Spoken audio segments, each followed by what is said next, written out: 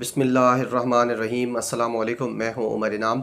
इस वीडियो में हम बात करेंगे कि किस तरीके से ये मीडिया जो अब इमरान ख़ान को ये कहते हुए नहीं थकता कि हम आपके मौसिन हैं, हमने आपको वज़ीर आज़म बनाया है, ये मीडिया किस तरीके से और इनके एंकर्स ने ये नैरेटिव बिल्ड किया कि इस मुल्क के अंदर गालियाँ देने वाले कारकुनान सिर्फ़ और सिर्फ अगर किसी जमात के हैं तो वो हुक्मरान जमात यानी पाकिस्तान तहरीक इंसाफ के हैं, इमरान ख़ान के फॉलोअर्स हैं।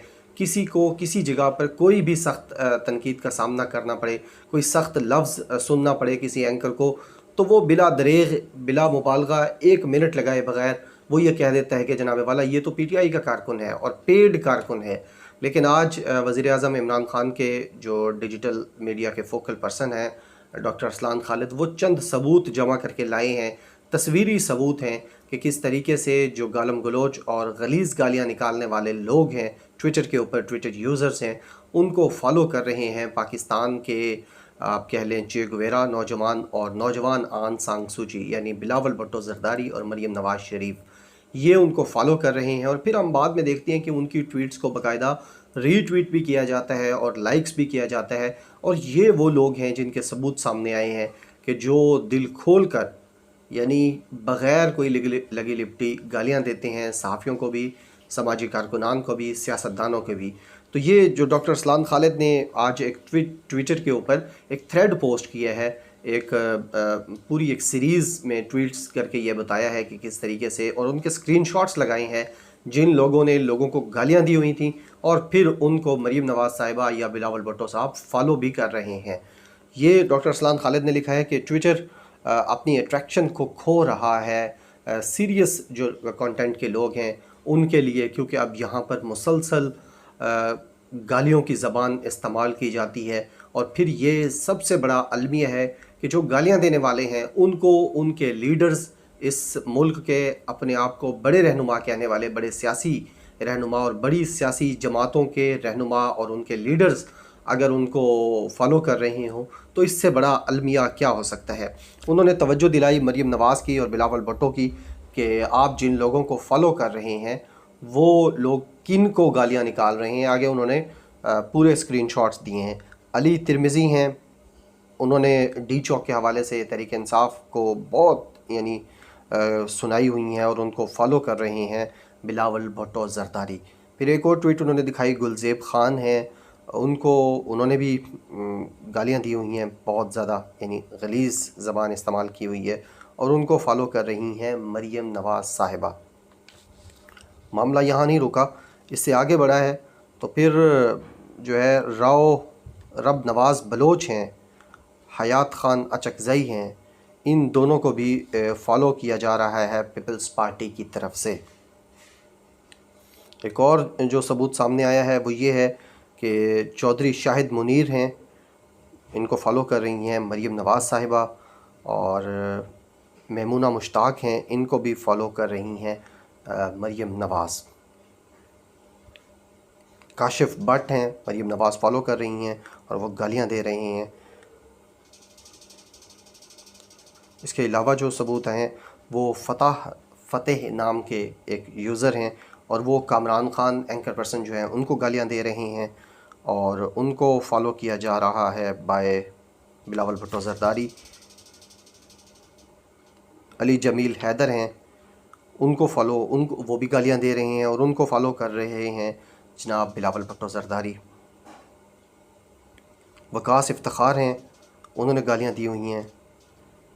काशिफ मिरानी हैं, उन्होंने गालियाँ दी हुई हैं और इन सब को फॉलो कर रहे हैं बिलावल भुट्टो ज़रदारी।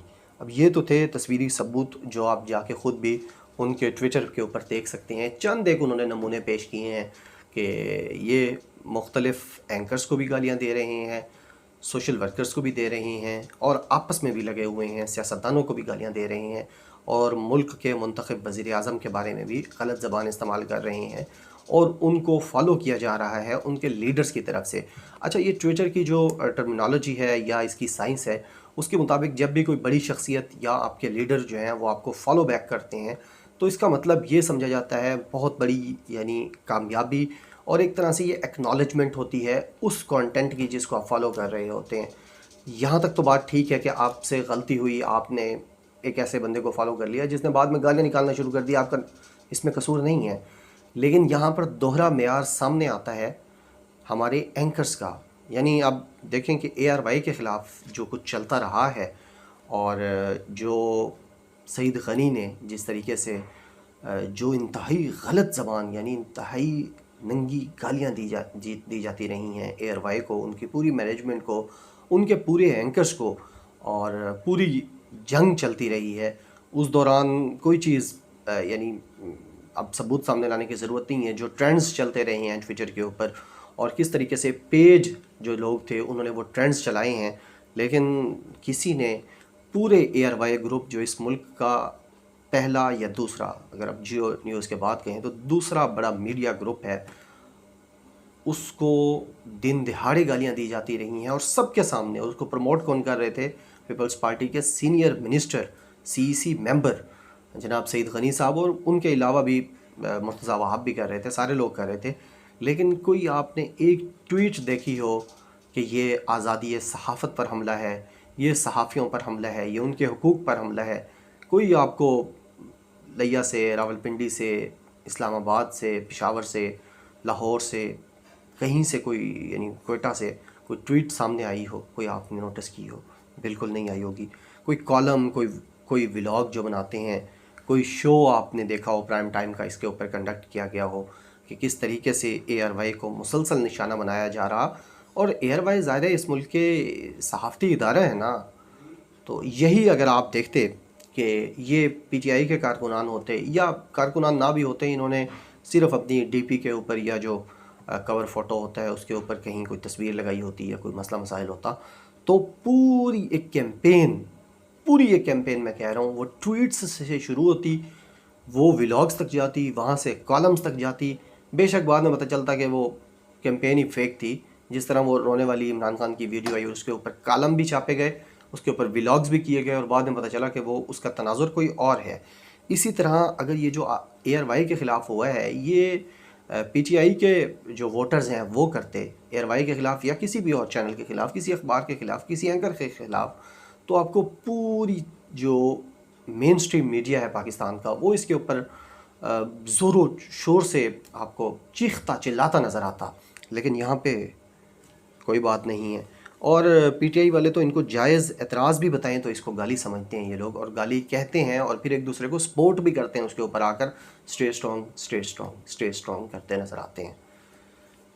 और फिर हम पे भी इल्ज़ाम लगाया जाता है, सिटीज़न जर्नलिस्ट जो हैं अब नए सामने आ रहे हैं उनके ऊपर भी, उन बग़ैर सबूत के, किसी के पास कोई सबूत नहीं है और सबूत हो भी कैसे कि हम ज़ाहिर है हुकूमती एजेंडे पर नहीं हैं, हुकूमती पेरोल पर नहीं हैं, पेड नहीं हैं हम, और कहा जाता है कि ये यूट्यूबर्स हैं, सिटीज़न जर्नलिस्ट हैं, ये हुकूमती ब्रिगेड है।